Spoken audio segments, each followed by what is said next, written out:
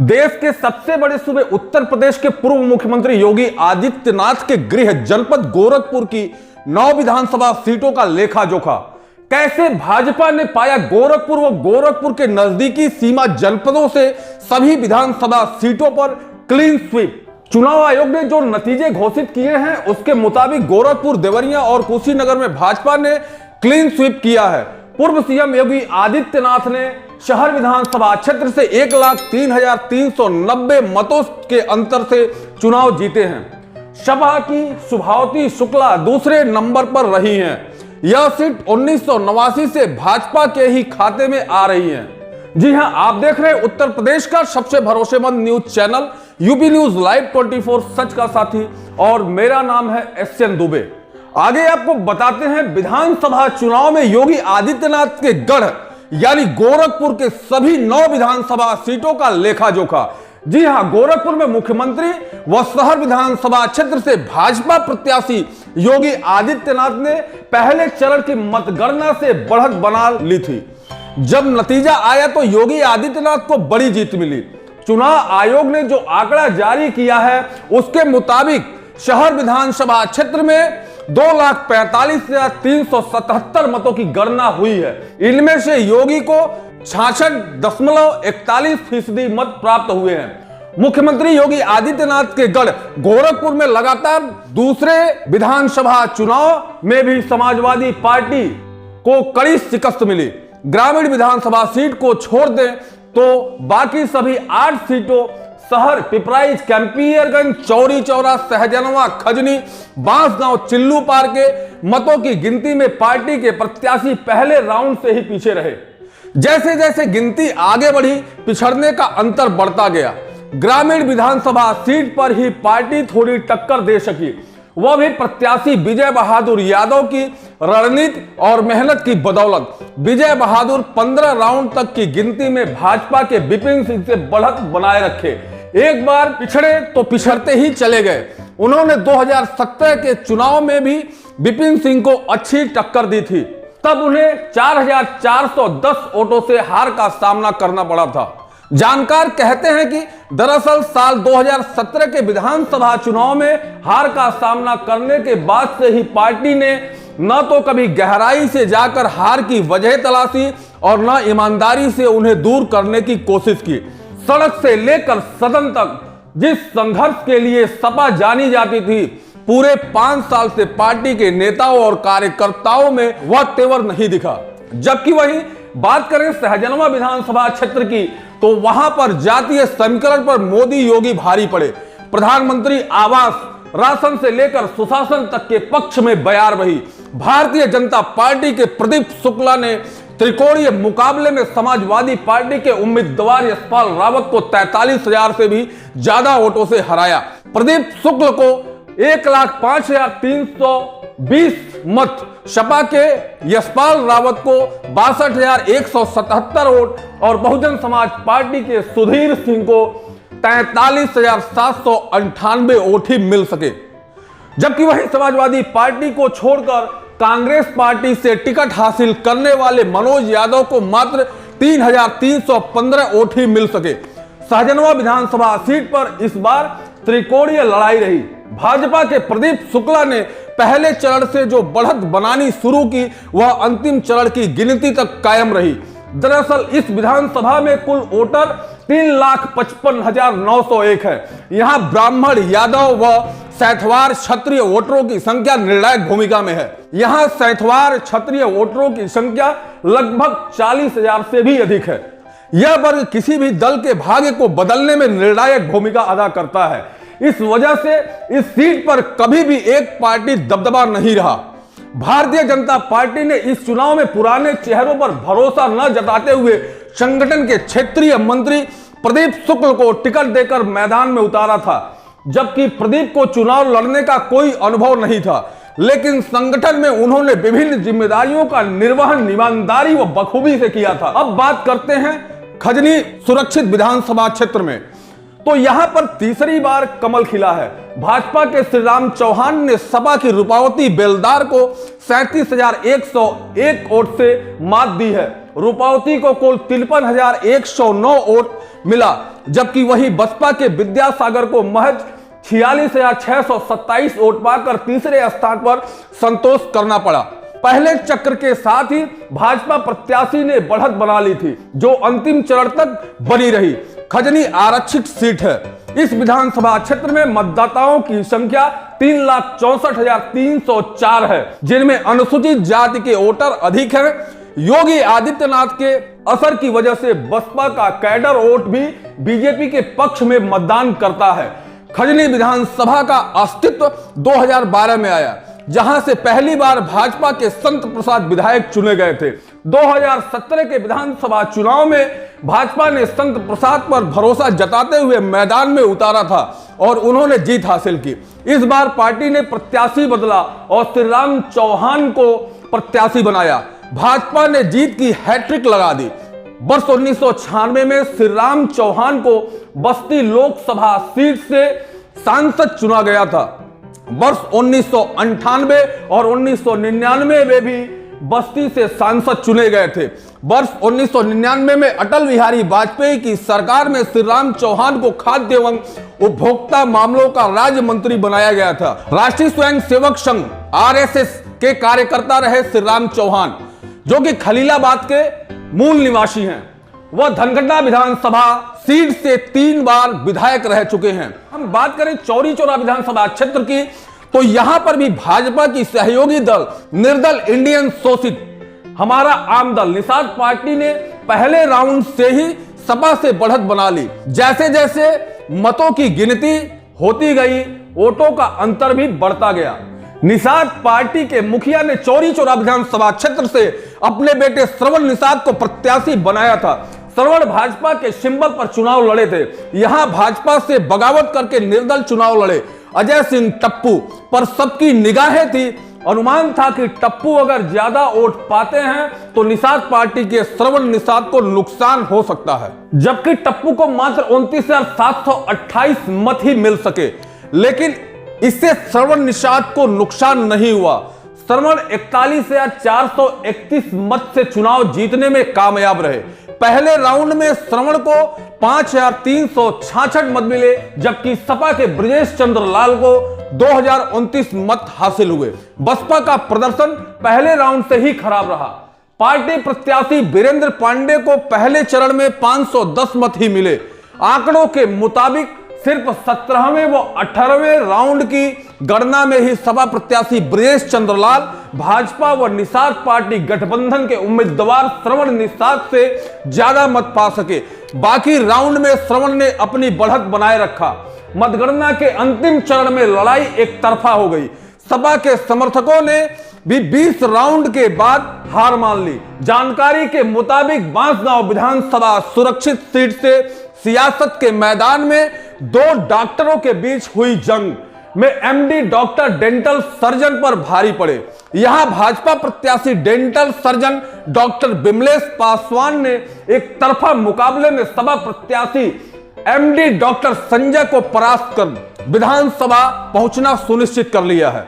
बांसगांव विधानसभा क्षेत्र में भारतीय जनता पार्टी भाजपा प्रत्याशी विमलेश पासवान डॉक्टर हैं। विमलेश विधायक बनने से पहले पूरी तरह से चिकित्सीय पेशे से जुड़े थे। सियासत में जब कदम रखा तो वह पहले ब्लॉक प्रमुख फिर विधायक बनकर विधानसभा पहुंच गए। सियासत के मैदान में आने के बाद भी वह चिकित्सा सेवा करते हैं। पिछला चुनाव इसी विधानसभा क्षेत्र से भाजपा के टिकट पर जीते थे। भाजपा ने डॉक्टर विमलेश पर दूसरी बार भरोसा जताया था। वहीं डॉक्टर संजय MD डॉक्टर हैं। आम लोगों के सेवा करने के साथ साथ उन्होंने सियासत में हाथ आजमाने के लिए सोचा। 2004 में उन्होंने कांग्रेस के टिकट पर बांसगांव लोकसभा क्षेत्र से चुनाव लड़ा था, लेकिन करारी शिकस्त मिली। कांग्रेस के खिसकते जनाधार को देखते हुए उन्होंने कांग्रेस का हाथ छोड़ दिया। उन्होंने विधानसभा चुनाव से पहले सपा का दामन थाम लिया। बांसगांव विधानसभा क्षेत्र से चुनाव लड़ने के लिए सपा के दर्जन भर दावेदार थे, लेकिन सपा ने डॉक्टर संजय पर दांव लगाया। बृहस्पतिवार को विश्वविद्यालय में मतगणना शुरू हुई तो सपा, बसपा व भाजपा के साथ छोटे दलों के मतगणना एजेंट मुस्तैदी से जमे रहे। पहले चक्र की मतगणना में भाजपा प्रत्याशी डॉक्टर विमलेश पासवान ने बढ़त बना ली। यह बढ़त परिणाम घोषित होने तक बनी रही। जैसे जैसे भाजपा प्रत्याशी की बढ़त बढ़ती गई, वैसे वैसे छोटे दलों के प्रत्याशी मतगणना स्थल से निकलने लगे। बाद में अधिकतर प्रत्याशियों के एजेंट पंडाल छोड़कर चले गए। 19वें चक्र की मतगणना के बाद भाजपा प्रत्याशी लगभग 20,000 मतों से आगे हो गए तथा बाद में बाहर खड़े सपा के समर्थक भी चले गए। अब आपको बताते हैं गोरखपुर जनपद की सबसे हॉट सीट चिल्लू पार की, जहां पर भाजपा प्रत्याशी राजेश त्रिपाठी ने अपने चिर प्रतिद्वंदी सपा के विनय शंकर तिवारी को पराजित करके पुरानी हार का बदला ले लिया। आजादी के बाद से ही पहली बार यहां कमल का फूल खिला है। भाजपा ने पहले चक्र की मतगणना से ही सपा से बढ़त बनाई और अंतिम चक्र तक यह सिलसिला बरकरार रहा। चिल्लू पार विधानसभा क्षेत्र से पूर्व मंत्री हरिशंकर तिवारी के बेटे विधायक विनय शंकर तिवारी के लिए विरासत को बचाए रखने की चुनौती थी, जबकि वहीं बसपा के साख बचाने के लिए चुनाव मैदान में थे। मतगणना के प्रारंभ में ही सबकी निगाहें चिल्लू पार विधानसभा पर टिकी हुई थी। यहां सुरक्षा व्यवस्था भी चाक चौबंद थी। यहां भाजपा और सपा के बीच कड़ी टक्कर देखने को मिली। कई बार ऐसे मौके आए जब दोनों राजनीतिक दलों के समर्थकों की सांसें अटकी रही।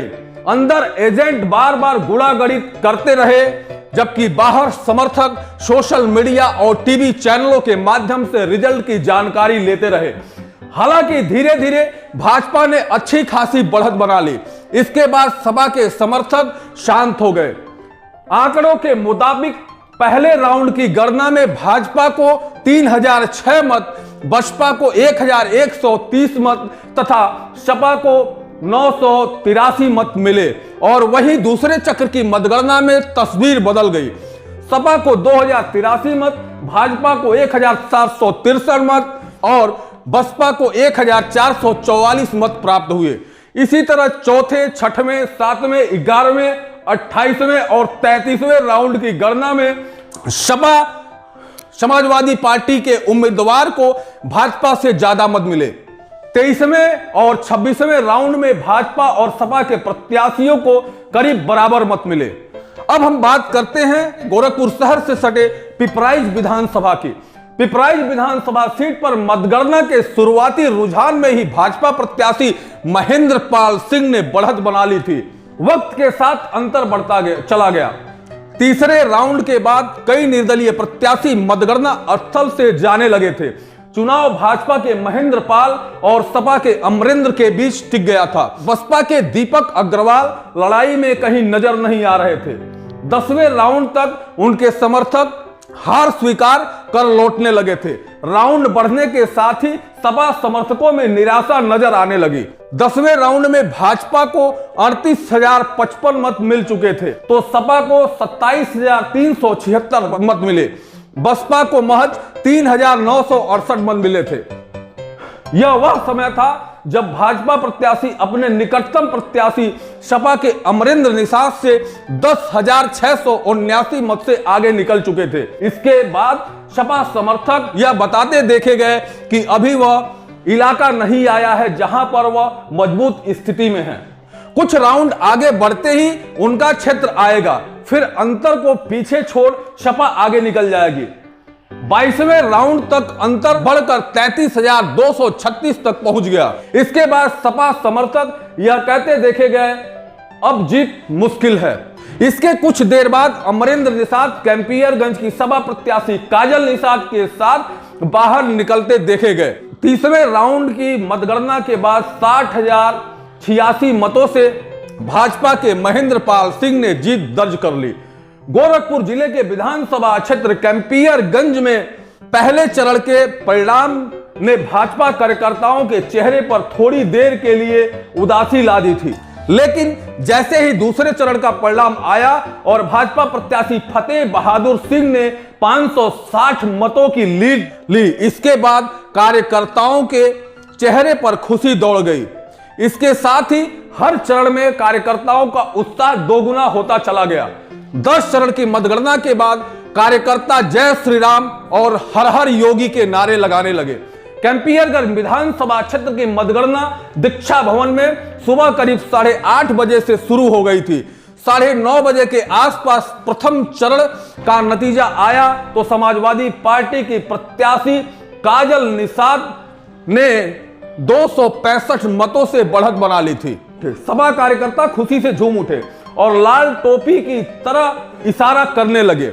इन सबके बीच भाजपा कार्यकर्ता पूरी तरह से शांत रहे और अगले चरण में जीत की बात कहते हुए अस्वस्थ दिखे।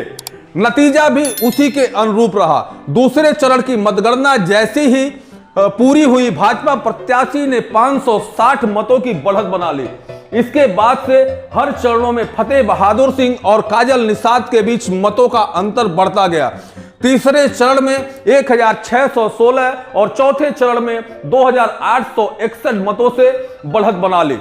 7वें राउंड की मतगणना पूरी होते होते 5377 और 8वें राउंड में 6285 मतों की बढ़त बना ली।